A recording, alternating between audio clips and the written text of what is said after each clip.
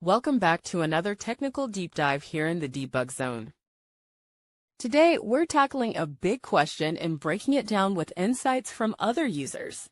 Hopefully, this clears up some misconceptions and helps you get the answer you need. So buckle up, stay a little curious, and let's jump right in.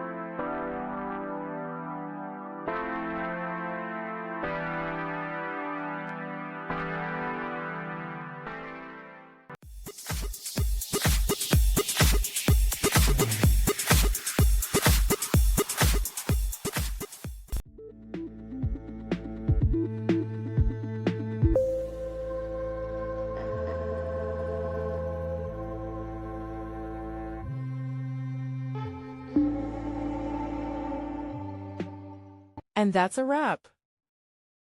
I hope you found the answer you were looking for. If you did, take a second to hit that subscribe button. It really helps out. And let me know in the comments which solution worked best for you. See you next time in the debug zone.